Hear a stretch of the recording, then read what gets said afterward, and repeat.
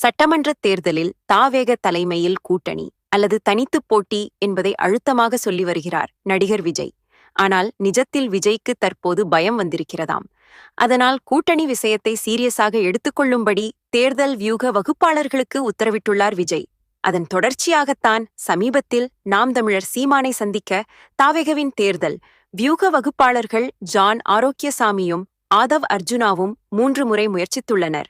2 முறை அவர்களின் தொடர்பை அட்டெண்ட் பண்ணாத சீமான் 3வது முறை அட்டெண்ட் பண்ணினார்.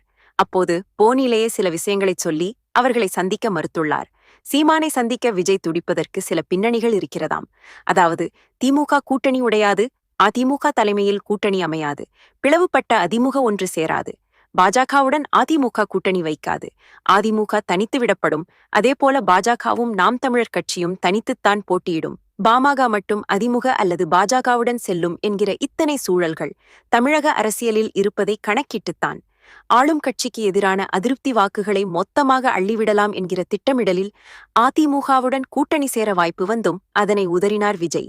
ஆனால் தற்போது அதிமுக தலைமையில் வலிமையான கூட்டணி அமைவதற்கான பேச்சுவார்த்தைகள் திரைமறைவில் நடந்து முடிந்திருக்கின்றன. இந்த கூட்டணியில் சீமானும் இணையவிருக்கிறார்.